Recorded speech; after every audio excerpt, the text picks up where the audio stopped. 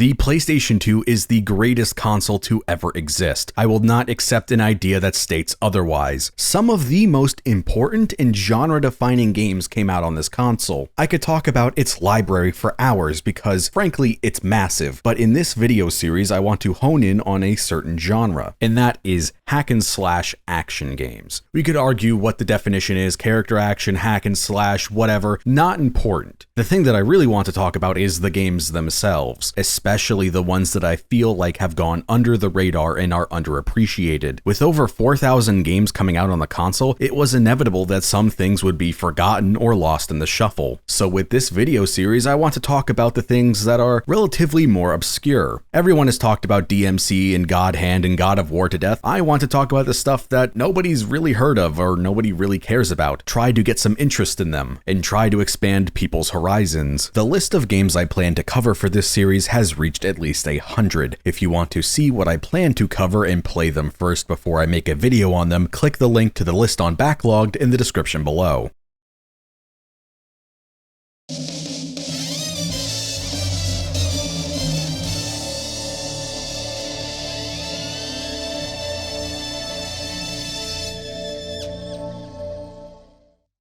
Gungrave is the brainchild of mangaka Yasuhiro Naitao, the creator of Trigun, and Studio Red Entertainment, the makers of some games I would like to cover on the channel at some point, like Bujingai and Blood Will Tell. A year after its release, it was adapted into a 26-episode anime by Studio Madhouse, the same people behind the Trigun anime. Naitao's style bleeds from this game. Just looking at it, you can see that this was made by the dude who drew Trigun. It has a lot of the iconography from Trigun that I love, from boxy and angular weapons to tattered jackets and trench coats flowing in the wind, and turning the environments into Swiss cheese from hurricanes of gunfire. This is probably the closest thing we'll get to a Trigun video game since the one that Red Entertainment was also making got cancelled, and the only piece of public footage of the game is this trailer from 2002 at Sega's Game Jam. God, I really would have liked to play that game. It probably would have been pretty cool. In an interview with the game's producer, Toru Kubo, he talked about how the game was inspired by a multitude of things like Robert Rodriguez's Desperado and John Woo films. Something that all of these pieces of media have in common is the destruction of their locations, scenes filled with insert shots of their locales being absolutely annihilated by gunfire. Gungrave converts that into gameplay perfectly with its destructible environments and the fact that your combo meter is kept up and increased by destroying everything in your wake.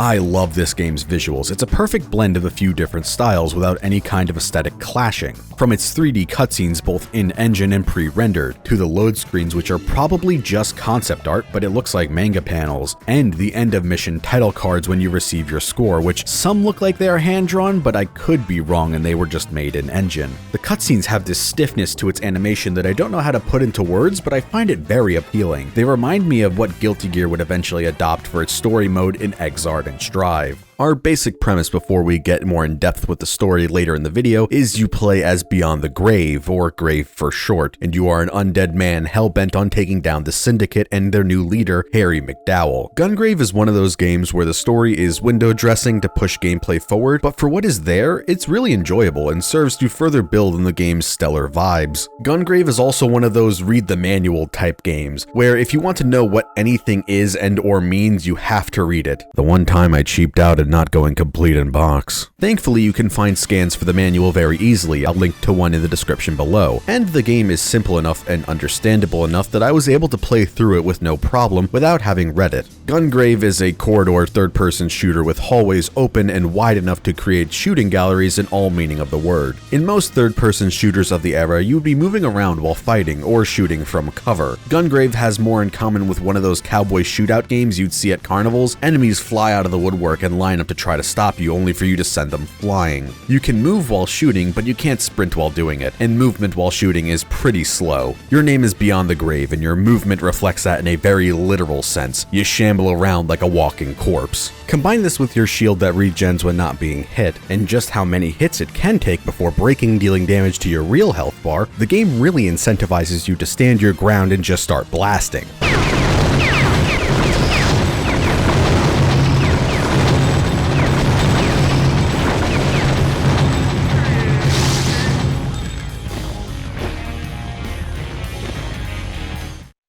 The end of mission rating also scores you more if you are stylish while taking down enemies, and like I mentioned earlier, your combos build from doing damage to the environment. So just play the game like you're in the opening of DMC3 with Dante riding that demon. Your combat options are on the basic side with only a pair of pistols, your coffin as a melee weapon, and demolition shots, which were originally called Desperado shots earlier in development in reference of the Robert Rodriguez film I mentioned earlier. These consume 1 ammo each time you use them and can be refilled by getting enough hits in a combo to replenish the skull meter on the left side of your screen. You only start with the rocket launcher for the first few levels, which is another reference to Desperado, and you get 3 more over the course of the game, but I'm not really sure when, since I suddenly realized I had access to them at the end of the game, but I'd imagine I got a new one each time I beat a boss. Each boss also has a special demolition shot to finish them off when their health is low and the skull on your HUD is glowing blue. I sure hope you don't have carpal tunnel syndrome, because this is a game where your wrists go to die. You're going to be very familiar with mashing that square button because that is all you do for this entire game.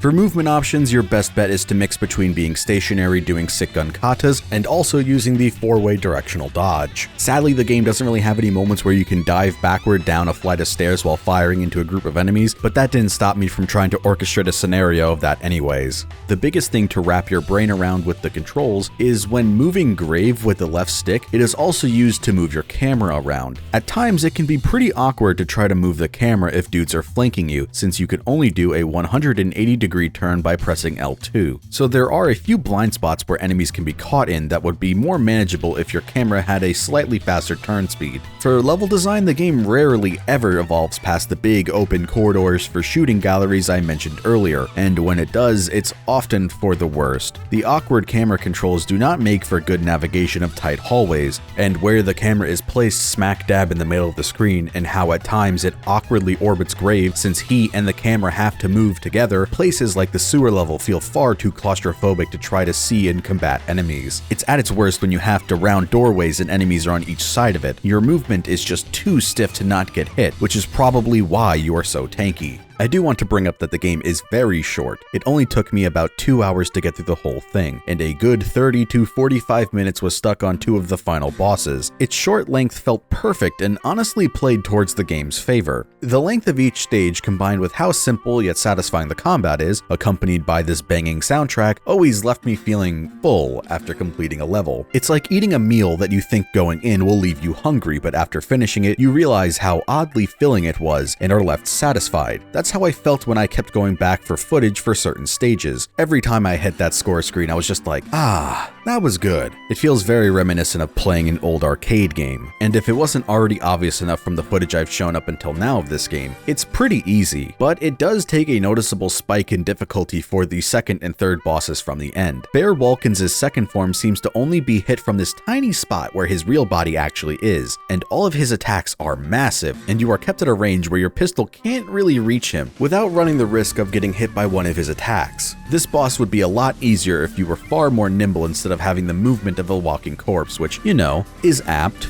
The Bujingai fight is also noticeably harder than all of the others. I seriously felt like I was missing something about this boss fight. I always struggle when he hides behind one of these massive pillars and starts regenning his entire health bar, and when I round the corner to stop him, he just sends me flying and I can't even see what he hits me with due to the camera. The only time I've been able to avoid this is going around the pillar far enough out that I could see him in my peripheral vision, but when doing this, by the time I get into position, he's most likely healed up almost his entire health bar. This is still a sick rival fight regardless, and people in the comments will most likely tell me that I'm missing some facet of this boss that makes it far easier and far more enjoyable. Now, from here on out, I'm going to be talking about the end of the game and the rest of its story, so if you want to go in blind and play the game for yourself and watch the anime, click here to avoid spoilers.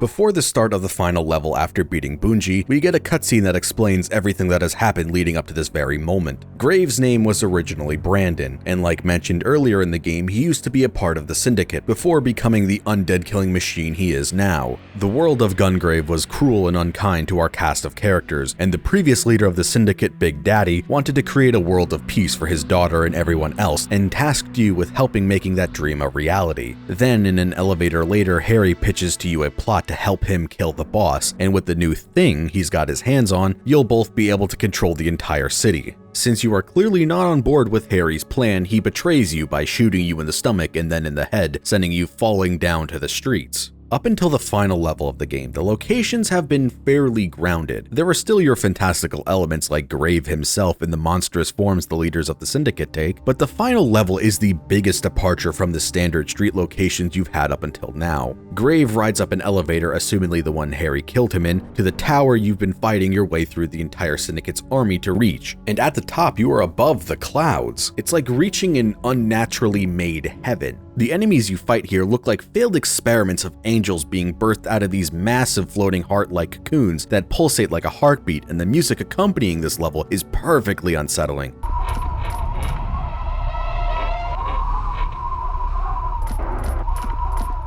With futuristic stairs that form out of thin air floating on nothing, it's like reaching ending D of Drakengard, and it's absolutely perfect. You confront Harry, and the final boss is Big Daddy, which Harry has turned into a giant blue baby monster hooked up to machinery. And then in phase 2, you must fight this gigantic head running down a path that looks like a spine inside of a ribcage. It's absolutely nightmarish, and I love when games completely shift like this in their final act. After you beat your former boss, the game ends on one of my favorite video game gimmicks, where you have to press square to fire the bullet that kills Harry.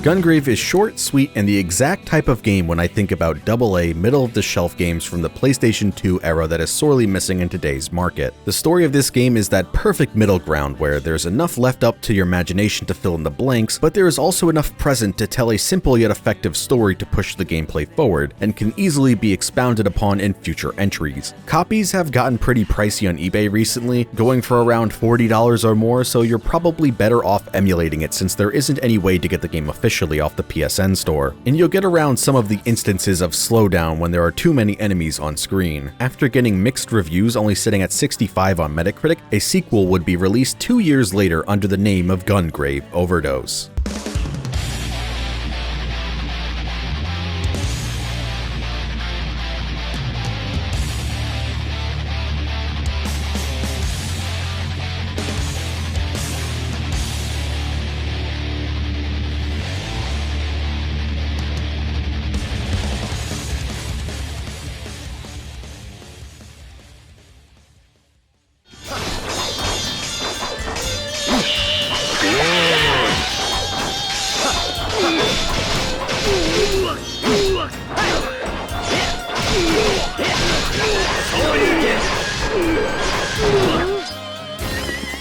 Surprisingly, this game is actually really cool. I went into it half expecting it to be an utter joke, and we'd all be able to have a good laugh about how silly the Gact character action game is, but it's straight up just a good game. I came away loving it and really want to talk about it, since who has even heard of this game, let alone is talking about it other than weirdos like me who browse lists of released PlayStation 2 games trying to find stuff to scratch the elusive itch of obscure 7 out of 10s that you spend over $100 on to get from some asshole on eBay. Originally, I was going to title this video Gact's Devil May Cry, but after playing through the entire thing, it's honestly closer to Ninja Gaiden Black. At first, I thought that maybe Ninja Gaiden Black was a source of inspiration for this game, but after going and checking the release dates, it turns out Bujingai came out a year before the original release of Ninja Gaiden for the Xbox. It's interesting because it does feel like a melting pot of a lot of ideas of action games that came before it and action games that are going to come out later. The more I think about it, I really do want to say that Bujingai, despite being rough around the edges and lacking in a few places, may have been ahead of its time. Let's start with getting some of the less important stuff out of the way first. The voice acting in this game is hilarious. You are terrible. It's so bad and corny, it reminds me of old dubbed kung fu movies I'd watch with my dad when I was little. There is no subtitles, so the female character, whose name I don't even remember if ever mentioned once, is impossible to hear due to her audio being mixed so low compared to everything else. Your master has that stereotypical Chinese master accent, and Gact isn't dubbed since he doesn't really have any speaking lines. This leads to some really funny moments where characters are speaking in English versus Gact's character, who is clearly voiced by someone who speaks Japanese. It's the dream setup I had for RGG's Fist of the North Star game, where everyone was in English except for Kenshiro, who was left in Japanese, and everyone acted like it was normal. The story of this game is paper thin. Gact plays a character named Lao Wong who barely speaks throughout the entire journey. This dude is named Ray. At some point, his waifu caught a case of the not alives, so he's now hell-bent on getting revenge, even if that requires him to become a demon. Who is he getting revenge on exactly? I don't know. They don't really explain it to my knowledge. The master tells Ray it's not his fault that she died, and then he gets up and says he'll have his revenge. I don't know if that implies that the master killed her, or maybe Lao killed her. It's not really clear. If they mentioned who he's getting his revenge on, I don't remember. That's honestly all there is. There is so little of a story in this game that it's honestly impressive. The manual has more plot points than the game. The story between levels is just Gact gets to the end of your current mission, sees Ray, then Ray throws one of his swords into the air which opens a portal, and then he floats away into it like he's on wires in a stage play, or a low-budget tokusatsu show. As the portal closes, the boss of that level will show up. Then once you beat them, you teleport back to the temple, which acts as your hub world, and start a new mission. Level design leaves a bit to be desired. A lot of it is just big empty streets or hallways with a few rooms sprinkled in for combat arenas. Personally speaking, I think it was a good thing that they went for a more basic approach to level design, because when the game doesn't, it's kind of frustrating due to the camera being slow and inverted. It's also not a free motion camera either. It's locked to the X and Y axis of Gact. With how the majority of the levels are formed, it gives you plenty of room for you and the camera to breathe, which lets the combat really shine. The music for this game goes hard as fuck for no reason.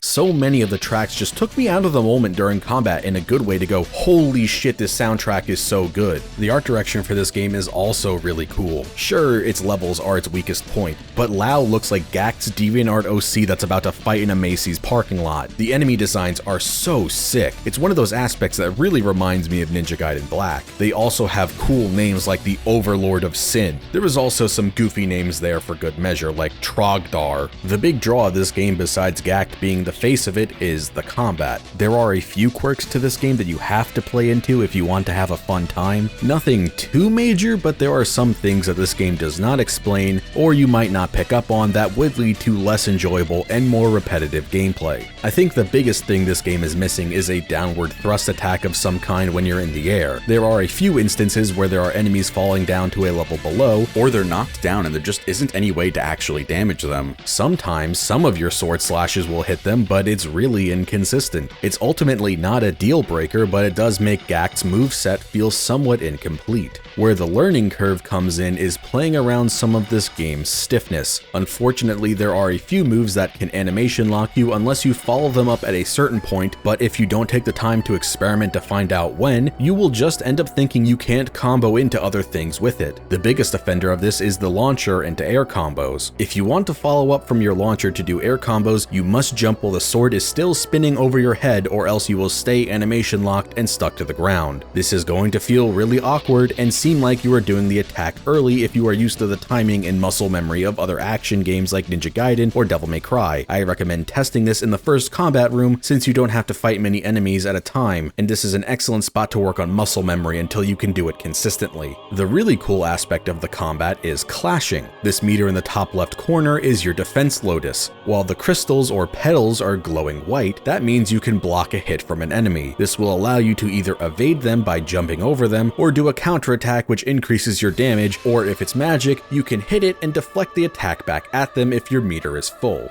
Some enemies have their own defense bars that you will have to fight through, which leads to some really cool back and forths, like the one I showed at the opening of the video. There is some aspects of this system that the game does not explain, and I simply have no idea what they do, nor how to do them. Sometimes you will do this little dance in the air with an enemy, and you will strike a sick pose. The game does not explain this at all in the clashing tutorial, so it makes me wonder if there is even more aspects of this combat that were not explained or lost in translation. I mentioned that enemies have magic attacks, but so do you. If you've played Ninja Gaiden Black, they function similar to the Ninpo of that game. You'll find these orbs throughout the levels that'll give you new magics, or upgraded versions of what you already have. Unfortunately, in order to equip these, you have to pause the game and select them in a menu. I really wish they allowed you to swap them via the D-pad, since it goes unused throughout the game. You start the game off with a basic fireball, but by the end of the game you'll have abilities to create tornadoes, do spiral drill attacks into enemies, shoot homing arrows, make golden arrows rain from the sky, have sword slash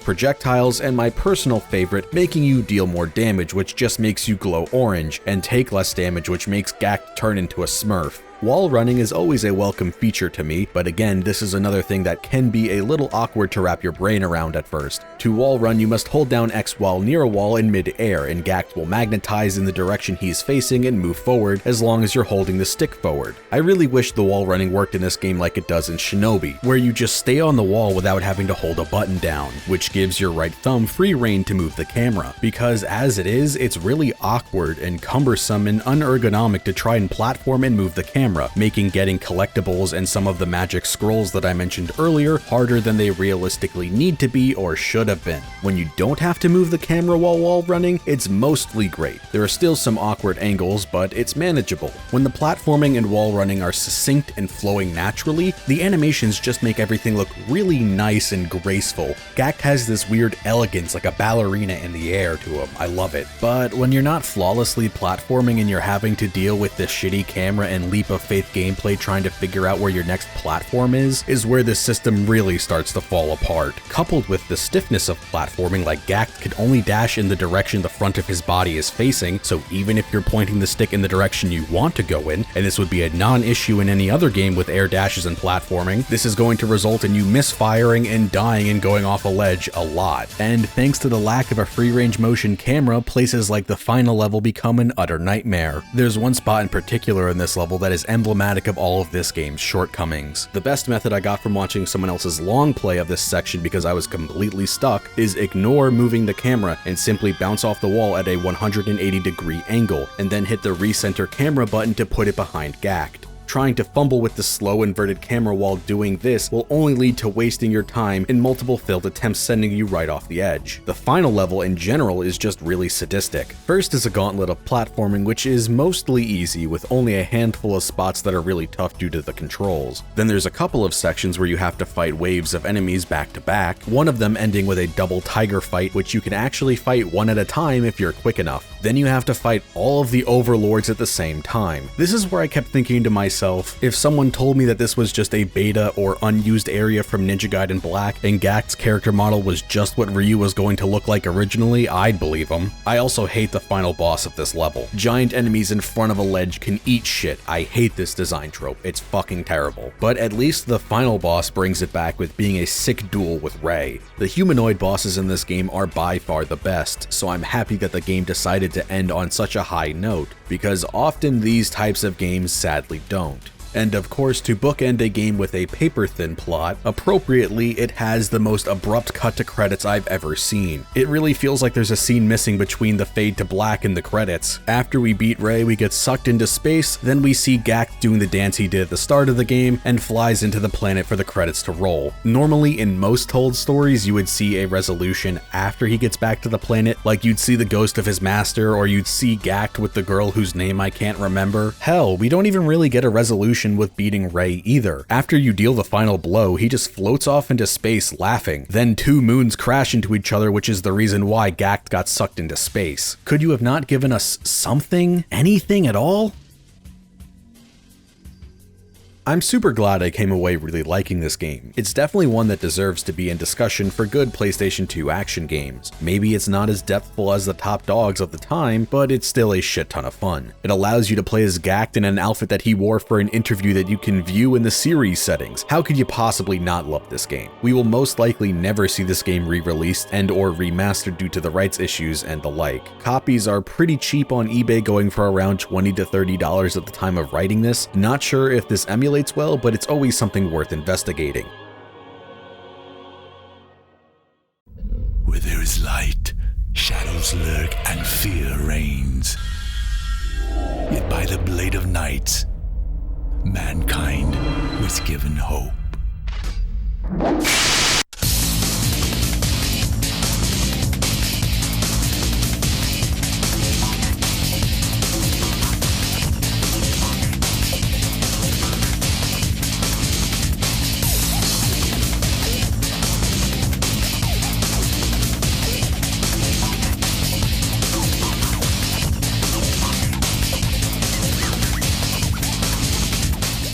Golden Knight Garo is my ideal perfect tokusatsu tie-in game. This should be the gold standard for Japanese media property tie-ins. It's from an era where the only licensed games weren't made by just Bandai and were copy-paste arena fighters that they release yearly only to kill the online in 10 to 18 months. Imagine getting good Kamen Rider games again instead of the shovelware crap we get now, or imagine a third-person action game based on My Hero Academia instead of the garbage like My Hero 1's Justice that exists as an all super move and finishers YouTube video simulator. I'm definitely getting a little ahead of myself and hyping this game up without explaining anything about it. So Garo is a tokusatsu show that was aired in Japan between October 2005 and March 2006. I'll be upfront with saying that I only started watching the show this game is based on after beating it. I did watch Garo the animation back when it was airing, and I think it's probably the first anime with a main character that was CGI that did not make me want to turn it off and think back to the good old days of unrealistic anime budgets thanks to the economic bubble. Ah, beautiful cell animation, how I miss you so. Take me back, please, I beg you.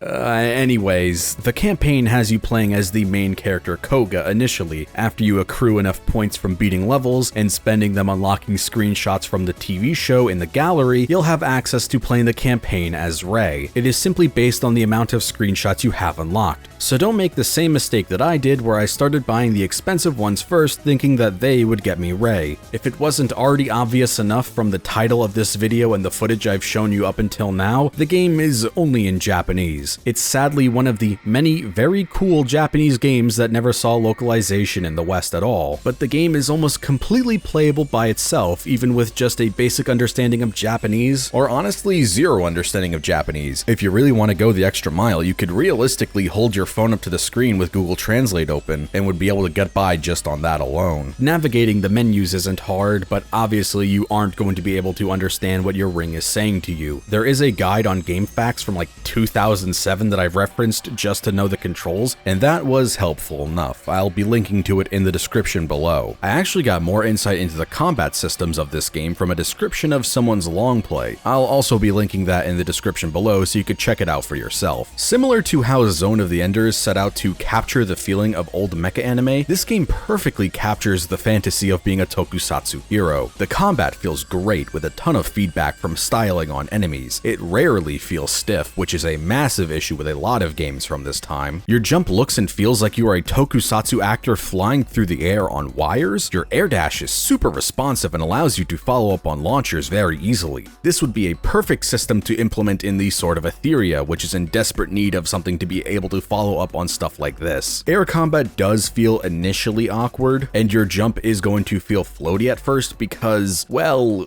it is. When locked onto an enemy and holding down the jump button, this will suspend you in the air, which allows you to glide through it like a ballerina. But once you release it, you start to fall to the ground right away. Like I said, at first it initially feels really weird, but once you get the hang of it, you'll realize how intuitive it actually is. It's one of the aspects that helps sell the fantasy of playing in a tokusatsu production. You'll find yourself and the bosses you're fighting against perfectly suspended floating in the air, like when characters monologue at each other in other shows, or in battle anime in general. The only thing I feel like is missing is the ability to instantly get to the ground when needed, which is something that does come up a decent amount, especially when playing on hard. The game really could have used a trick down type move, but the way it is now is in no way a deal breaker. The other somewhat weird quirk about this game that you'll have to wrap your head around is the camera. You don't have control of the camera at all. It sits at a fixed point like you're fighting in a diorama that is being filmed. It gives the game almost a 2.5D beat-em-up vibe to it. It zooms out when needed, but the biggest issue it has is that it limits the arena's size. So if you and the enemies are on opposite ends of the camera's view, it won't zoom out further, and it ends up cutting off part of the stage with invisible walls. In one fight, it has some very bad framing to it, as the camera tries to keep focus on the boss more than you, since the boss is 50 feet tall, so you end up getting obscured pretty easily. But the obvious draw of this game and everything the combat system is based around is the Garo armor. It just looks so fucking cool. There's just something about this armor that I absolutely adore. Even in the live action show, which does have its moments of cheapness and bad CGI, the armor just shines through all the time, which is probably my biggest hangup with some tokusatsu shows when it's just spandex or really bad CGI. Like, nothing takes me out of the moment more than when you get a shot of the characters' backs and you can see the zipper of the spandex suit they're in. I know that's kind of nitpicky, but yeah,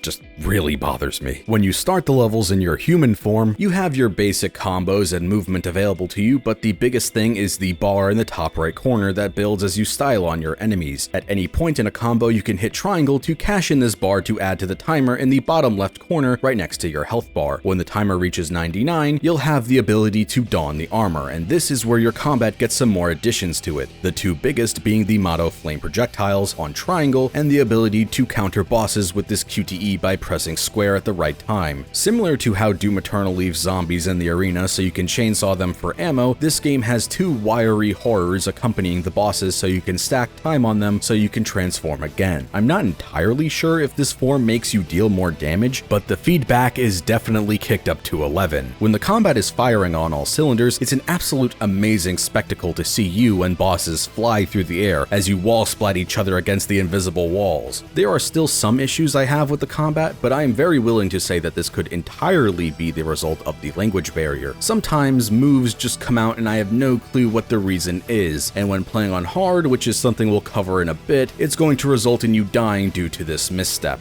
I find myself doing this lunge attack when pressing square and I have no idea what the condition is to do it, so instead of doing my basic combo, it does this. It's a super long, overly animated attack that fucks with your combos when juggling bosses, leaving you completely vulnerable and can easily be countered, which results in me getting one shot too many times to count. The campaign structure is similar to a fighting game's arcade/ladder mode. You have 10 levels you play through where you fight a bunch of basic enemies and then a boss at the end of it. Once you kill the boss, you move on to the next level, rinse and repeat until you're done. Once you beat the campaign as Koga, you'll have the ability to unlock the second mode to play as Kiba, and this is where there are a decent amount of differences. You are still fighting the same bosses you've seen up until now, but the difference is both how Kiba plays and how you go about fighting them. Instead of a ladder of fights that you progress through that represent the episodes from the show, you can rematch these bosses as many times in a row as you want, with the ultimate goal of absorbing some of their moves. The biggest difference with Kiba, besides starting in the armor and not being on a timer, is that his move list is completely customizable and you can replace his moves with those you absorb from bosses you fight. What's even cooler about this is when you do the main campaign and Kiba is the final boss, they will have the move list that you saved in the other mode. So you can make a mega overpowered, unstoppable god-killing death machine, and then you have to fight against it. Besides having the 3 playable knights, there is still some other side content that if you have watched my JoJo Phantom Blood review, know that I mentioned it in that video. This game actually has a versus mode where you can play against friends or AI as both the knights and the bosses of this game. The bosses, similar to Rei, are also unlocked by buying stuff with points in the gallery. From what little I've played of it, it seems really unbalanced, but in the best kind of way. It's such a cool mode that I wish more games would actually put this in. Remember back when games would have cool side modes like this that were just there for fun, instead of maybe coming out patched in later or charged money for this, or just has a shitty tacked on multiplayer mode that'll be dead within a week, or are a pre-order bonus? For as much as I think games are still amazing now, I do think that there are a lot of aspects we have lost since the 6th generation. Outside of this, the last thing I really want to talk about is the game on hard. Now, I don't normally do multiple playthroughs for videos unless I feel it is super necessary, but this game was short enough and I wanted to get points faster so I could unlock Rei and all the other characters that I went ahead and played through the main campaign on hard, and initially it was really cool. For perspective, on normal I was playing pretty oonga boonga and just slamming my enemies over and over again, only with Kiba and the other boss that is invulnerable on one side of it giving me any issues. On hard it actually changes how you approach combat encounters and alters the pace of the game. The pace becomes much slower as you need to be careful and play methodical because you can die very easily. It's never slowed down enough to where it feels unfun. It creates this tense standoff back and forth rhythm with bosses, as if you are equals on the same footing, capturing that back and forth that tokusatsu shows have when fighting the villain of the week. You know, before the hero usually gets a new power-up or just one-shots them at the end of the episode to save the day. This then completely goes out the window with the last two, arguably three levels where the bosses just turn off your armor in a single hit and constantly touch of death you.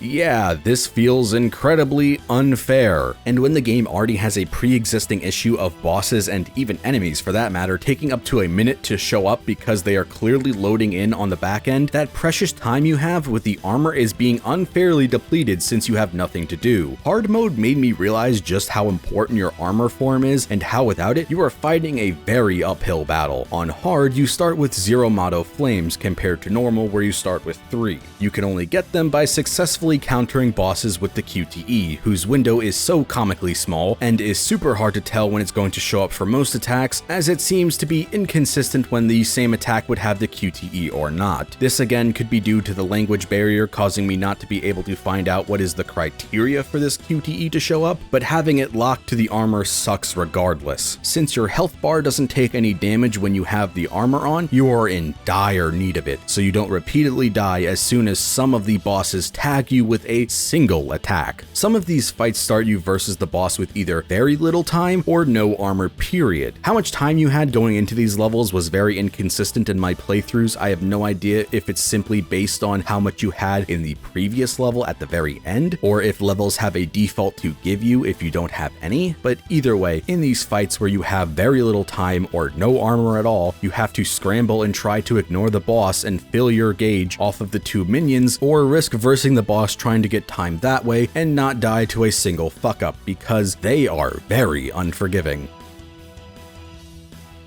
So hard being an unbalanced nightmare is one thing. That is ultimately fine since you don't need to play it on hard to get anything to my knowledge, and it is there for people who are masochistic. The biggest issue I have with this game, and the thing that I ultimately see as its biggest flaw, is its lack of content. I beat the main campaign in an hour, and that's all the content this game really has to offer. You're going to be fighting these guys over and over and over again with just different characters, and while they do play different from Koga, it still stings to see a game that is this fun to play and this stylish have such little content, and we will never see another game like this ever again. Please, Bandai, for the love of God, remember when you made good tie-in games that were not the same shitty arena fighter you churn out every year. I beg you, please remember your roots.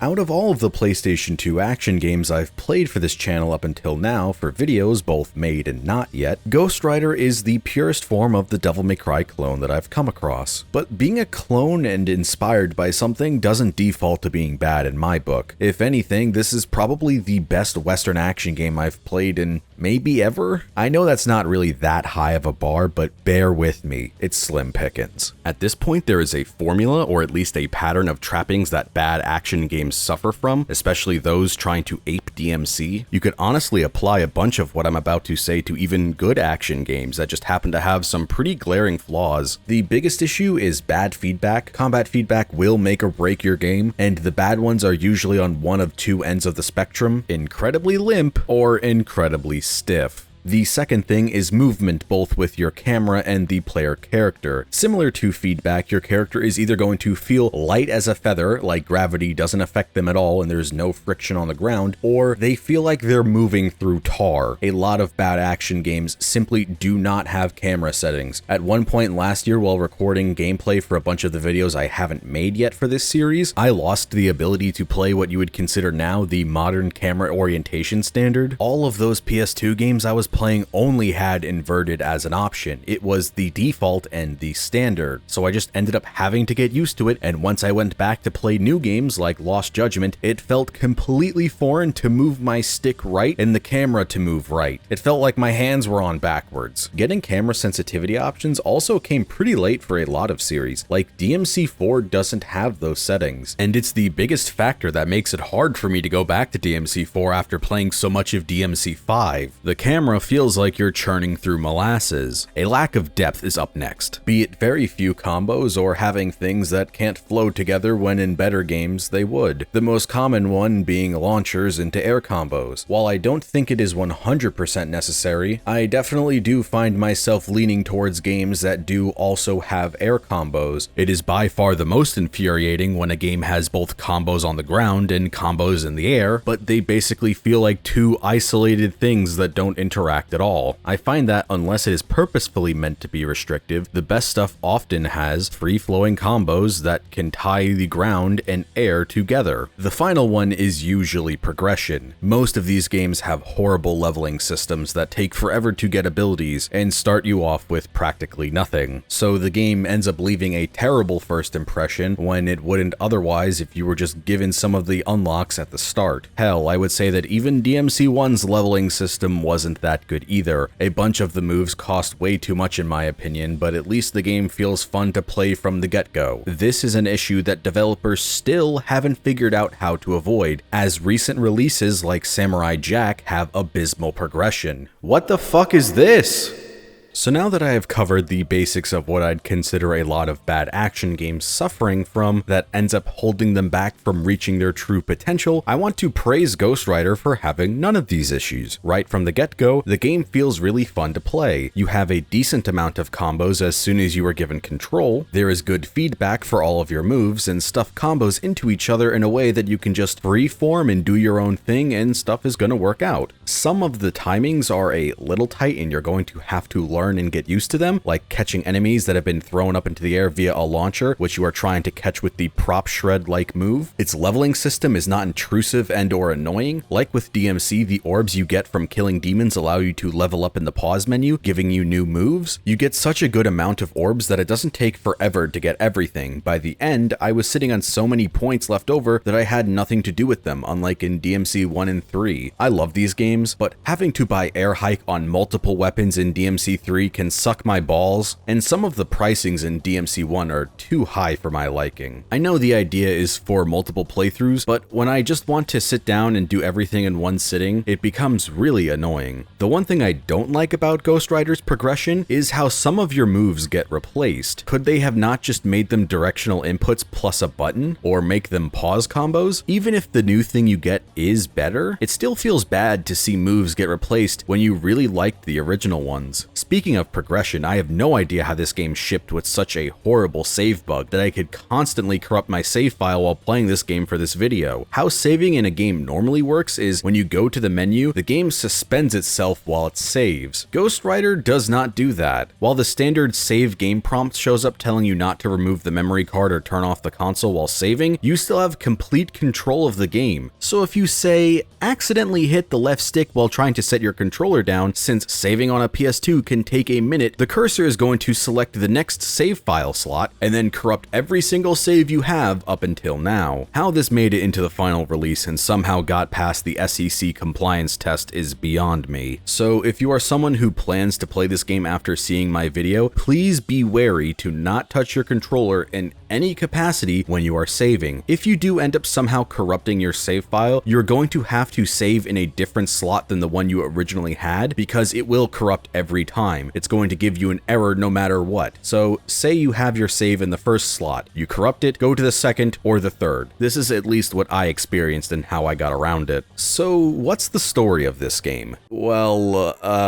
now this is going to sound like a complete joke, but I swear it's not. I ended up missing the entire story of this game due to it being so hot lately that I had to have my wall-mounted jet engine disguised as an air conditioning unit on while recording. The game has no subtitles and my air conditioner is so fucking loud that it completely drowned out all the dialogue. I swear, I'm not kidding. But what I could piece together from the visuals is that Ghost Rider, played by a discount Nick Cage since they probably couldn't afford him, is trying to stop Blackheart because I think he's trying to get resurrected or something. It's not really a one-to-one retelling of the original movie's story, but it does seem to have parts of it, at least from what I can remember. I haven't seen the movie in well over a decade. Sam Elliott, a man who has been 60 years old since 1970, shows up because I guess he wasn't that expensive, and then Blade walks into frame drawn to be legally distinct enough that he vaguely reminds you of Wesley Snipes playing Blade, but not enough that they'd actually have to pay for his likeness. And then he helps you fight some fish people. Not an actual gameplay though, don't get too excited. That's only for cutscenes. You do get this cool shot where you guys ride off on motorcycles together into the horizon. So we've talked a bit about combat. Let's move on to the level design and how the combat functions within it. The game, similar to DMC1 and DMC3, is almost entirely fixed camera combat arenas. The right stick, instead of controlling the camera, is used to dodge out of the way of things, which honestly felt really awkward, so I ended up neglecting it more than I realistically should have. Outside of God Hand, which it felt perfectly tuned to that game's tank controls, I've never been a fan of shifting the stick as a dodge option. I'd much rather it be on a button that I could reliably press instead of having to take my thumb that is being used to press the face buttons during combos and needing to move it over to hit the right stick to dodge in a split second. It feels very unergonomic to me, and it's probably why this method of dodging isn't really seen in games anymore. The visuals for these levels is really nice. The lighting cast from Ghost Rider's head is pretty impressive for the time, though the game noticeably runs worse when the camera is zoomed out in really big arenas, especially the ones with sprawling backgrounds that have a lot going on in them. It's never choppy, but when you're only fighting a few enemies in a smaller arena with the camera zoomed in, it runs a buttery smooth 60. This is something that people emulating this game probably won't have to deal with, but thankfully it only ever dropped to about 30 to 40 frames. The thing I dislike about these fixed camera arenas is when you are fighting the little imps that throw fireballs. No matter what, they always find a way to somehow just be off screen and throw one, and these fireballs have a deceptively larger hitbox than you'd think, so they'd always end up hitting me. The game's lack of a dedicated lock-on also makes fighting the imps a major pain in the ass, especially when they're mixed together in huge hordes of other enemies or the very large enemies that just seem to take priority over them. The imps also make it hard to keep your style rating up because the meter is honestly more demanding than it is in Devil May Cry. When you get hit in DMC, you drop like 2 letter grades, where in Ghost Rider, for comparison, if you take any form of damage, you will lose everything you have stacked up. You could be on Vengeance and have the blue flaming head, which I think adds small modifiers to your combat like increased explosions. I'm not really sure. Then you get hit from a stray fireball by an imp that's off screen and lose it all. Combine these imps with the enemies that can only be damaged once you have a certain style rating, a feature that was in this game nearly 7 years before DMC Devil May Cry, and what you get is a recipe for a really fucking annoying enemy encounter. For as enjoyable as the combat is, I still have some gripes with it. Nothing I would consider a deal breaker or too major, it's just stuff that I see as missed potential to do something cooler. You have 2 meters, one which builds from the green orbs that enemies drop, and the other that builds simply from fighting. The green one allows you to cash it in to do a big AoE attack, and the other one is kind of a devil trigger. At least it says it increases your speed and damage, but the bigger thing about it is that it gives you the ability to do the iconic penance stare, which will one-shot any enemy you grab. I really wish they leaned more into giving you a powered-up state. I'd like it to feel more like a devil trigger and less like I have red fart gas around me and an increase to damage that I can't really perceive. This is where the game leans more into the God of War inspiration rather than Devil May Cry. One of these moves even has an animation that looks similar to Poseidon's Rage. The most unique thing about this game that actually utilizes the Ghost Rider character is his motorcycle. Once you finish a level, you have to physically drive to the next one in a motorcycle segment. They beat Bayo on that shit by 2 fucking years. This is a really cool idea, and it's actually executed pretty well. I just think that the motorcycle is a little too heavy, making turning a bit awkward, especially in the few times when narrow landing strips are present. The ragdolling when you do end up failing these segments are really funny though. The last thing I want to talk about in this video is the game's unfortunate ending. Longtime viewers of my channel know by now the thing that I hate the most about these types of games, and that is the giant enemy in front of alleged boss fights. It is a dogshit design, and this one is no different. You just dodge Blackheart's fist slams into the platform, and then you hit the jewel in the back of his hand until it breaks. Then you chain his face to the pavement, and you wail on it until he smashes off a part of the platform, making it smaller. Rinse and repeat 2 more times, and then he dies. And that's it. It doesn't do anything interesting or unique. It doesn't really wrap up all of the mechanics you've learned up until now. It just kinda happens and ends on a whimpering fart. I think this is one of the worst boss designs and tropes in gaming. There's only a single instance where I think it's actually done well, and that is an ultra kill. If any game developer out there is watching this, which first of all, why? Secondly, please, for the love of God, do not put these type of bosses in your game. They suck. They always do. After you beat Blackheart, the game does have some post-playthrough goodies. You have a few skins that are different comic book versions of Ghost Rider, along with being able to play as Blade. And Blade does have some slight gameplay differences, but not enough to make me actually want to play through the game again as him. Man, isn't it cool when games used to do this? Unlocking skins and bonus content after you beat the story mode, instead of making that shit a pre-order bonus or DLC like it is now? Ghost Rider was a tried and true PlayStation 2 action game, the most upfront DMC clone of the ones we've covered so far, but like I said at the start of this video, just because something is a clone of something doesn't inherently mean that it has no value. It set out to do something and it did it very well, accomplishing something that a ton of games, even the ones coming out now, fail to capture. When I call it a DMC clone, I don't mean it in a derogatory. It has its clear inspirations and does a good job to stand up next to them. Is it as good as DMC? No, I wouldn't go that far, but it's still something worth your time and shouldn't be overlooked. It's a type of game that I would consider not being made anymore. Berserk as an IP is one that has had a lot of adaptations over the years, some really good and some,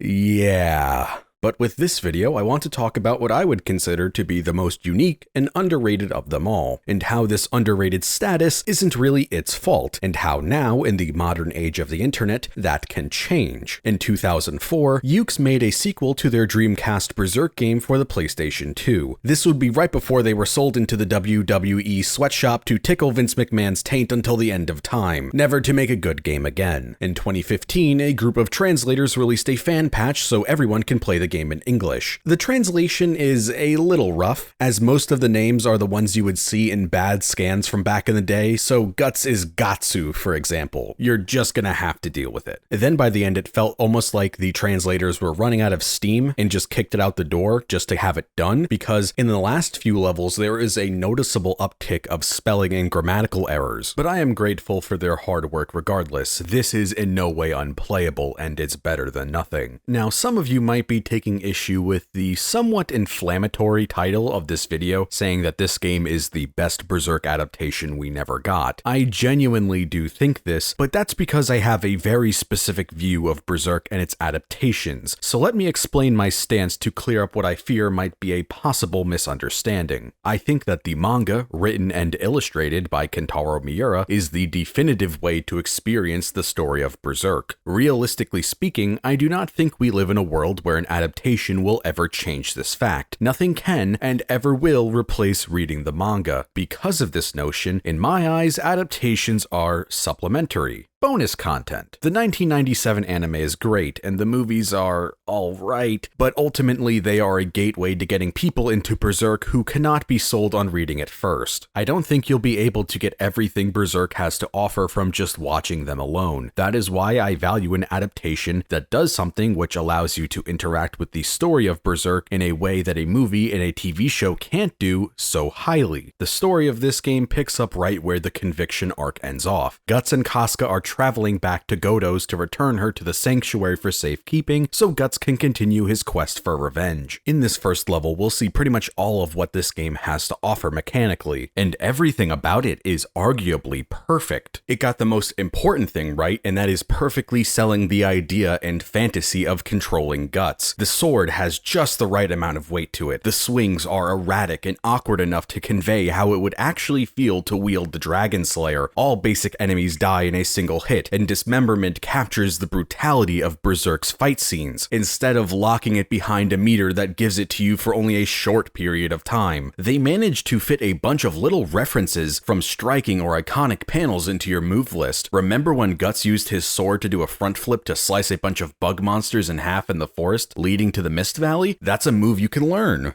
Remember when Guts used his cannon to propel himself in a circle so he can kill both of the bug apostles guarding the nest? That is something you can also unlock. The audio design for this game is absolutely stellar. The Dragon Slayer doesn't sound like a cast iron pan being thrown down a metal stairwell, and it even sounds different depending on the enemies you are fighting.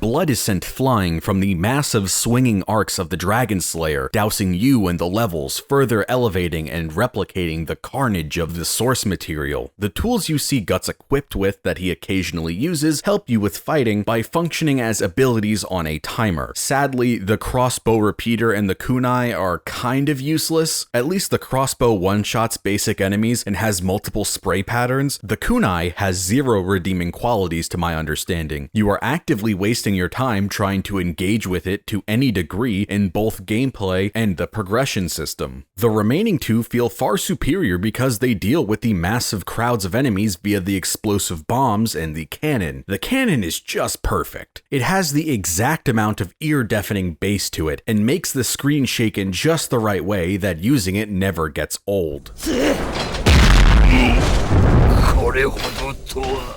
When this meter next to your health bar is partially full, you are able to activate a rage mode which unleashes Guts to his full potential with flurries of swings. Again, this is another thing that perfectly sells the fantasy of controlling Guts fighting a horde of monsters, cutting through them effortlessly in a blind rage. It feels amazing to use, and with upgrades it lasts longer than it honestly needs to, because you will have wiped out these crowds of enemies before it's even done. After killing enough enemies, the brand of the sacrifice will appear in your health bar, which allows you to press triangle to perform a fatality. These insta-kill any non-boss enemy, and there is unique kill animations for every single foe in the game, boss or not. So if you plan to play this game after this video, definitely don't miss out on the cool interactions that can result from you doing a fatality on a boss. The only downside to these fatalities is that if you use them during the rage mode, your meter still drains. Rage mode is only active for 8 seconds initially, and then only for 12 and 16 seconds after getting the level 2 and 3 upgrades. So when some of these execution animations last pretty long, you'll end up draining what remaining meter you have left. Another thing that this game gets right that so many fail to do no matter the genre is have good hit feedback. Enemies are super animated in their reactions to getting hit. The fatalities I just mentioned highlight this so well when the execution in question is one of the wide swing attacks and your sword happens to clip one of the nearby enemies. In other games, games, when a situation like this would arise, it often results in your attack just phasing right through them, which would either break the illusion of combat or just de-incentivize you from using it, since they don't actually give you that good crowd control they initially seem to promise, and end up screwing you over more often than not, since they lock you in place, and the enemies you now can't interact with are able to get into advantageous positions. No matter how small the connection with the Dragon Slayer's hitbox, you are going to see bits of the monsters get sliced off and make them either writhe in pain, creating space on the battlefield, or straight up kill them. This excellent hit feedback is also extended to the boss fights. If you've only played the Musou game, I know it may be hard to believe, but there exists a Berserk game with good boss fights. Crazy.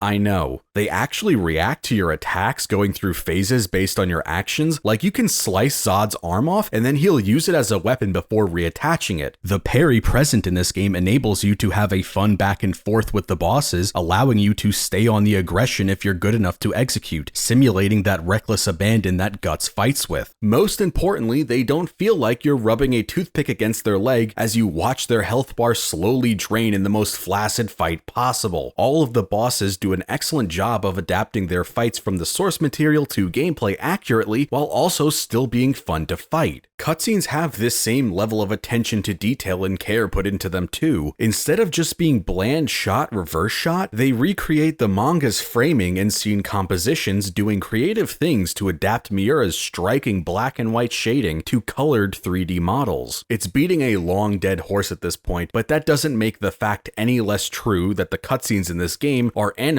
and look leagues better than the Berserk 2016 and 2017 anime. The Eclipse was adapted wonderfully. It's a shame that we don't get an actual level during it. The fact that the game is only a small bit of the Millennium Falcon arc instead of being the entire story up until the point of the game's release in 2004, or at least starting at the Eclipse and seeing an actual adaptation of the best part of Berserk, that being the Lost Children and Binding Chain, is a real shame. In exchange, there is some unique story content present in this game, and it's one of the few instances where content is added to a story later that actually enhances the experience even more instead of betraying the original source material. There is a new apostle, Charles, who creates illusions based on your heart, so Guts ends up having to fight the Band of the Hawk as they berate him for his actions and side with Griffith. The structure of the story is slightly changed to accommodate these inclusions. Charles's narrative hits its crescendo in the Clyfoth, where Guts has to have a rematch with the Band of the Hawk, now with a visage of Casca who sides with Griffith. It's wonderful as it further highlights Guts' inner turmoil, constantly second-guessing everything deep down. That survivor's guilt that eats away at him, which he tries to ignore by bolstering the walls around his heart, cutting people off, and donning the facade of being a careless monster. It isn't until Guts gets his new companions that we see his demeanor change and evolve. This section comes off almost blunt even, like it was made for people who missed all of the nuance and depth of Guts' character and the theme/story of Berserk as a whole. It honestly feels like something that was always there from the beginning, and further reinforces why Guts is the greatest protagonist to ever be. His strength and self-identity, his conviction, and the ability to pick himself back up in the face of an impossible situation that would break a lesser man makes him the GOAT for a reason. With this structure change to complement new content, it even feels like it was setting up to give you a level in the Eclipse. Up until this point, you've only ever seen cutscenes of it when booting up the game, but when Guts is exposed to Charles's powers, it triggers a flashback to the Eclipse. This could have led into a full level, or at least a set piece that you have to lose, that then transitions into the fantasy fight with Griffith, which mirrors the iconic shot of Guts winning his freedom, which ends up causing the spiraling demise of the Golden Age. Now, for as much praise and love I have for this game, it does unfortunately have some glaring issues that are too hard to ignore and not talk about. For the observant viewers, you may have noticed with the gameplay I've shown up until this point, there isn't really much when it comes to level design. Yeah, that minimap you've been seeing paints a picture of what the entire game is like. As we've highlighted, the boss fights and combat are the best parts of this game. The levels between them leave a bit to be desired. For one, they are just too big, especially when all you do is go from one end to the other, fighting endlessly spawning in enemies. It is still really fun to go through these levels because of how good the core gameplay loop is, but it can easily get really repetitive and bring down the overall quality quality of the product. These levels are too barren and basic. The game would have been far better if they were a quarter of the size, because as is, they are like Muso game maps without the horse or dragon to get you through them quickly. It's super easy to get distracted fighting enemies and ending up making no progress because there is never a moment of respite, which does capture Guts' struggle, but I don't think it actually makes for conducive gameplay. Then there are what I consider the two worst levels of this game that alone deduct an entire point from it. You know, if I was actually giving a score to the games I review in these videos. First is the hide and seek level. On the way to the witch's house in the forest, you have to run around this giant map and find these kids so they can tell you where her house is. You have to do this 3 times and it's miserable. Just run past enemies and try to find them as fast as possible, or else you are going to be here forever. Then there is the Clyfoth level, where the gang is trying to rescue Farnese and Casca. This level is an utter nightmare. It basically makes you go around the map in the most convoluted and out of the way method possible for no reason other than the game doesn't want you to vault a 2-foot ledge or jump a 3-foot drop. The map in this level is completely useless since all of the tunnels are on top of each other, and the map is not detailed enough to convey this, so you can easily waste 5 minutes going down one of the paths to find out it's a dead end and you never could have known. It's by far the longest level in the entire game, and it's a complete chore. It feels like a level that was put here so the developers can claim the game is longer than it actually is. If you watched my previous upload covering the Ghost Rider PlayStation 2 game, in that video I talked about the trappings that action games both good and bad suffer from, and I alluded to the other issue this game has, and that is its progression. In each level you'll find these little campsites that'll allow you to save the game and level Guts up. Most of the upgrades cost unrealistic amounts of points, and there are so many of them, along with the fact that there is hidden collectibles in some of the levels that you need to find in order to get the final upgrade for some abilities. Basic enemies only give you 5 XP per kill, so the main 3 ways that you're going to get a large influx of points are either to go on long kill streaks, beat a boss, or kill the tree enemies that were from that Lost Children's chapter that introduced Jill. These trees give you 300 XP a kill, and are usually found in groups of 3 or 5, and they die to one single blast of the cannon, so you can easily line it up and kill them all in one go. It sucks to say that the best way to get everything, to my knowledge, is just sit in front of where these group of trees spawn and kill them over and over again for 2 to 3 hours, and then after, maybe you'll have enough to get everything in the game. But with that being said, this game always manages to bring it back around. Every time it does something that makes you go,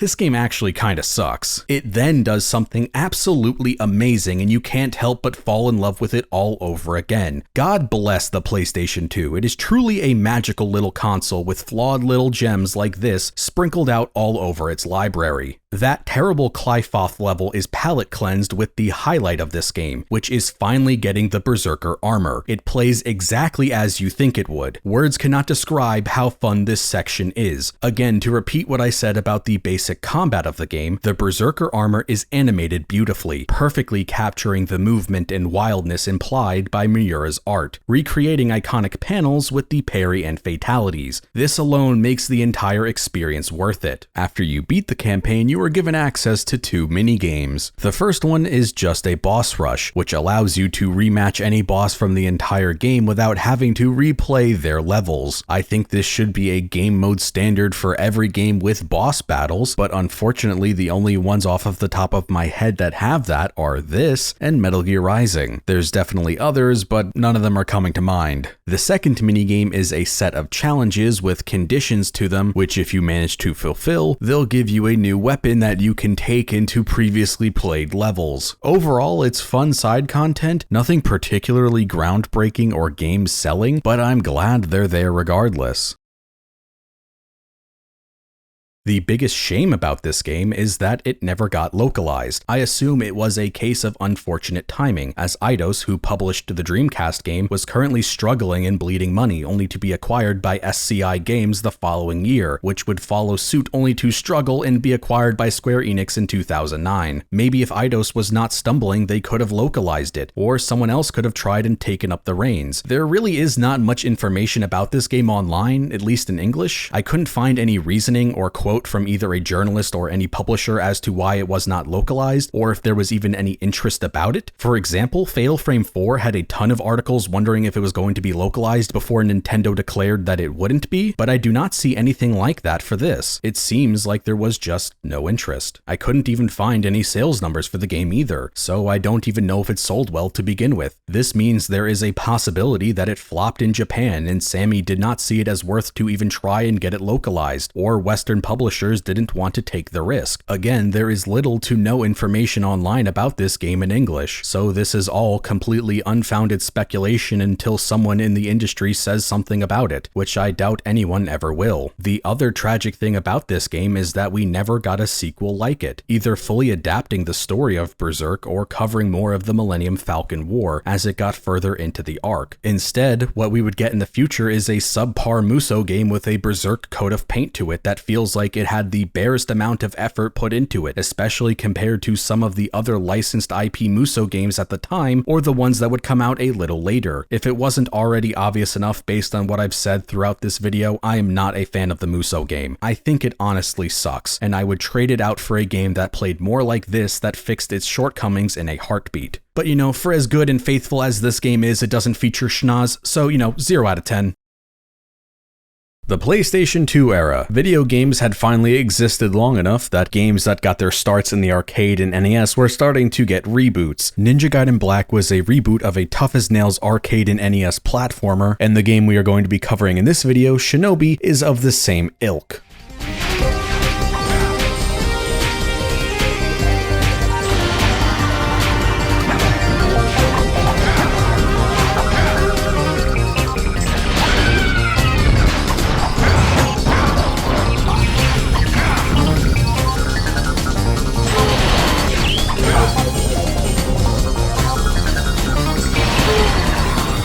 I would describe Shinobi as a real ball buster, but its core gameplay loop and stylish presentation make your eventual perfect execution all the more satisfying after struggling with failing over and over again. The thing that instantly catches your eye is the amazing red scarf. I don't know how they made something look this good and fluid on the PlayStation 2 while also still being able to have a stable frame rate. The scarf is like a Disney princess where they made sure it always was looking good. It's such a simple thing that gives this game an incredibly striking and iconic visual flair, so much so that it was even used in the amazing Japanese and European box arts, which us in America sadly didn't get. Instead, we got the standard ugly 3D character model that would soon show its age as graphical capabilities improved, along with a PNG of the game's logo slapped on top of it. Mechanically, I would describe Shinobi as pretty basic. Its core loop is very one note, which sounds really harsh, but what it does with these few systems is incredibly fun and satisfying. This game shows you that you don't need to be as deep as an ocean to have satisfying combat. It's more important to have a solid foundation. Identifying what you want to achieve with the game, focus in on that, and hone it to a sleek razor's edge. And most importantly, make sure it's actually fun to play. Make it so you motivate the players with extrinsic or intrinsic rewards that push them to keep playing and potentially even mastering it. The devs for Shinobi took an, on paper, simple mechanic and built an entire game around it. Now you may be asking what that gameplay actually is, since I've been talking so highly about it yet haven't actually explained it. The story of this game has you playing as a shinobi named Hotsuma, whose voice acting reminds me of DMC3 Virgil with how nasally some of his line deliveries are. You left the Oboro clan. These are not the affairs of a rogue The ninja. Oboro are dead! You are the leader of nothing! Their deaths shall be avenged by my blade. I do not need your help. The game in general just has that really weird and awkward early 2000s English dub. My fire shall consume you. Burn! Some of the combat barks are just hilariously bad, like the sound that Hotsuma makes when he runs through a spider's web in level 3B. Suddenly, this evil wizard shows up and he summons a golden castle in Tokyo and unleashes hell into the world. So you have to stop him since it was your Oboro clan who originally sealed him away ages ago. After the first level, your sword, the Akujiki, is revealed to be an evil mythical sword that drains the yin energy of those it kills. If it cannot be fed, then it starts to devour the wielder. This is represented in gameplay by having a meter constantly drain. If it is fully depleted before you kill a single enemy and absorb the yin energy the that they drop, it starts to eat away at your health bar, represented by these white flames around it. You could argue that the game lulls you into a false sense of security with the first 2 levels not having this system present, making the game seem much easier than it actually is, but I think it was a good idea that they did this. The game allows you to get acclimated with its basic controls and the few other systems present before the real game starts, and oh boy, do you get a reality check once you get to level 3 and the difficulty starts to ramp up. Enemies are no longer pushovers, they start to counter the basic things that you were doing in the previous levels, and you are going to have to adapt or you are going to get filtered by these dogs. Since you are playing a ninja, wall running is present in this game, and if you watched my Bujingai review, then you know that I praised how it worked in this game and wished more games featured wall running like it. In Shinobi, you jump into the air and connect with a wall, and then it leaves you magnetized to it. Unlike in games like Bujingai where you have to hold the X button and push the analog stick in a direction that you want to go in to keep yourself connected to the wall. Shinobi frees your hands up by allowing you to stick to them for free. You can actually maneuver the camera around without having to fight the game's controls. You can actually engage with the enemies without feeling like the game is holding you back. Platforming doesn't feel inconsistent and jank because of it, outside of a few times where I just slid down the wall and didn't connect to it for some reason. I'd gladly lose some challenge and execution to have a system like this where it feels like it's actually my fault if I mess up. It's not perfect, as in level 6A, platforming becomes a real pain in the ass. 95% of the game is either linear platforming in a straight line or vertical platforming up buildings and towers. This is the one level where they thought it would be a great idea to have you jump down these giant shafts where you can't look down and are left to do leap of faith gameplay and hope you don't fall to your death and have to restart the entire level. The camera in this level is just awful, and it's a shame because the rest of the game is nowhere near as frustrating when it comes to platforming. While we're complaining about some of the lackluster aspects of this game, the other thing that is often a problem in games like this is the lock-on. It's the very standard issue of selecting the wrong targets. Since your movement is very fluid and has a good weight to it with the multiple dashes you can do in a row and how you can fly through the air around enemies with precision, the game locking onto a random enemy that wasn't your intention really breaks the flow of combat. This is the case in many games, but it's extra annoying in Shinobi due to the second quirk about your sword I have yet to mention. When entering combat encounters, these orbs appear in the top right corner. The number of orbs corresponds to the amount of enemies you are fighting. As you kill enemies, your sword gains power. Kill each enemy fast enough to keep the meter going, you'll fully power your sword to the point of one-shotting any enemy in the game. This includes bosses.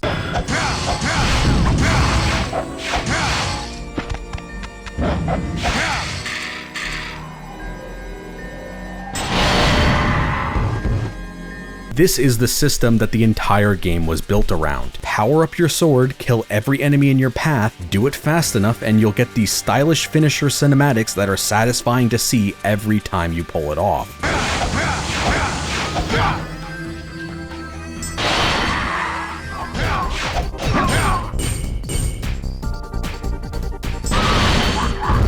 I always harp on about how if a boss has mobs in the fight with them, all that tells me is that the boss is not interesting enough to be fought on its own. This game is the exception to that rule because it bases the entire thing around having these extra mobs so you can one-shot bosses stylishly. It is also important to note that these adds in the boss fights are not nearly as aggressive as the ones you would find in other games. They have more in common with the wiry horrors of Garo to build up time for your armor, or the zombies in Doom Eternal you chainsaw for ammo. You focus these guys down, fly through the arena with precision, all working towards that sweet insta-kill. So with that being said, I think you can imagine how annoying it is in this game if you have a chart plotted out of the enemies and the order you want to kill them in, and then the game suddenly decides you're going to target something completely unrelated. It turns something that should have been a breeze to completely disorienting you and messing up your timing. It wouldn't nearly be as bad if your sword kept the power longer or wasn't on a timer at all, but then we'd arguably be playing a completely different game, or at least a much easier one. Now that I've explained the mechanics of this game and its core loop, I want to talk about how it does some very small things that I think kept it from getting super frustrating. This game does have a rating system at the end of levels, but I felt like it was really fair in how it scored you. While it does track time, it doesn't seem to factor in. You can still get an A rating even with the only thing not successfully done is is taking no damage or not finding all of the collectibles. Levels aren't super long and are well paced, so even if you have to restart them from the beginning if you die or fall into a pit, then it doesn't feel like you're wasting your time having to run through everything again.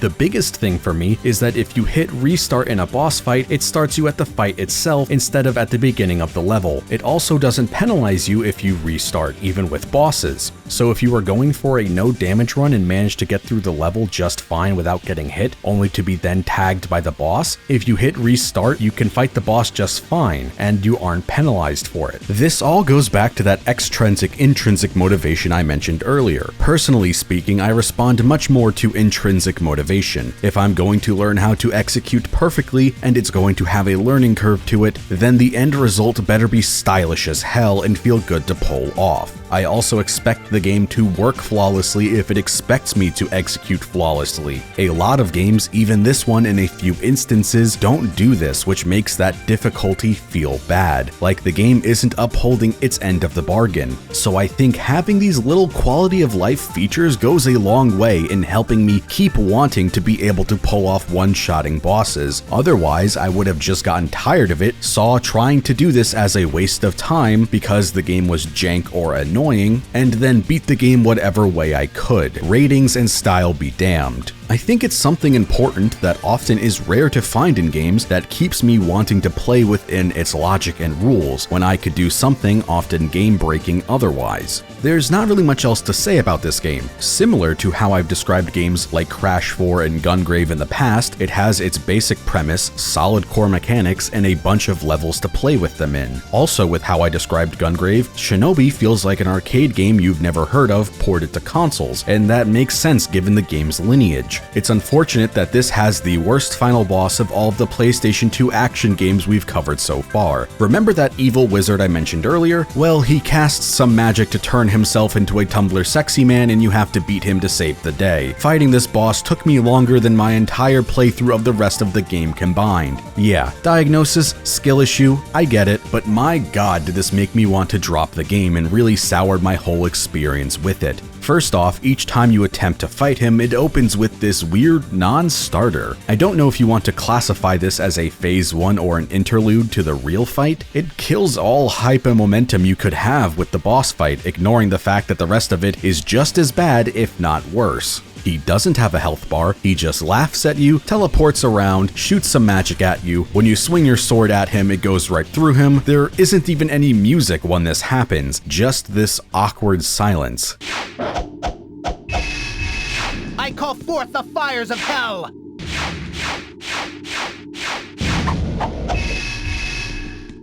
It really felt like I was missing something or that I was experiencing a bug, but no, that's just how the fight always starts. Eventually, when swinging at him, there will be this shattering glass effect and his health bar will finally appear and the real boss fight starts. The enemies he has accompanying him to power up your sword are these floating talisman monsters. For some reason, the game just freaks out when fighting them. I found my sword just slashing right through them and somehow missing. The lock-on I mentioned earlier is by far the worst here. Even if you manage to fully power up your sword, Wizard Dude has a lot of seemingly random invincibility frames and teleports around to random parts of the arena, which is double if not triple the size of the others you fought in up until now. So if he teleports away from you, you are definitely not going to hit him before your sword's power up expires. Half of the places he teleports to are floating over the edge of the platform you are fighting on, so it can be really awkward to try and hit him and not fall to your death and instantly get a game over. With all of this combined, it feels like he never has an opening, or at least one that you can distinguish from all the other times that appear to be exactly the same as when you swing and deal no damage to him. It's a coin flip whenever you approach the dude and find out if your sword is going to connect with him or just go right through dealing 0 damage. All the while you have to hear his really annoying voice lines over and over again. And if you fall to your death or die, you have to do this stupid non-starter, which sometimes lasts longer than others seemingly for no reason. I'm sure someone has already said in the comments why I am a moron and completely missed some facet of this boss fight that makes it incredibly easy, which is completely fair, but usually you find yourself thinking back on games fondly even if they are kind of meh as long as they end on a high note. Shinobi is the opposite, where I think back to this game and instantly have negative emotions flooding into me because of how much I hated this final boss, and then I have to remind myself that, oh wait, I really liked the rest of the game. It's such a shame that it ended on the worst note possible. The final cutscene ends with Hotsuma appearing to sacrifice himself in the collapse of the Golden Castle, after beating Wizard Man and returning him to his original pruny form, hoping to seal away Akujiki. This would then be followed up with a sequel, Nightshade, which I haven't finished at the time of making this, but so far, as of Stage 5, everything that Shinobi did to make its simple premise fun and satisfying to play, Nightshade fails to recapture. I'll cover Nightshade at some point, either in its own review or in a compilation video of the bad PlayStation 2 action games I've played for a bit for this video series before dropping them to play games that I think are worth my time. As of right now, that compilation video will be called Obscure PlayStation 2 Action Games, The Bad Batch. I don't know when it will happen, because as of right now, I would rather focus on the PS2 action games I really enjoy and want to recommend to people. If you want to see the games I plan to cover in this series, I have a list on Backlogged which will be linked in the description below that you can check out.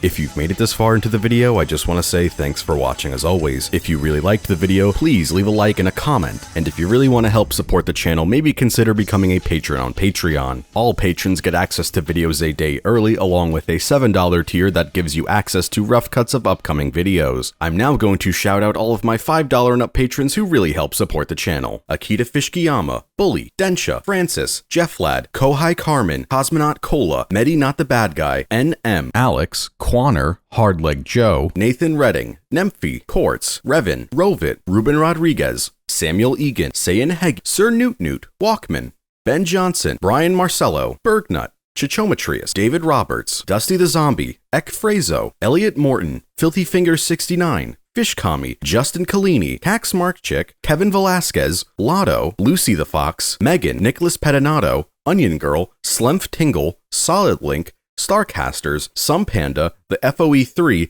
and William Moore. Thanks so much, guys.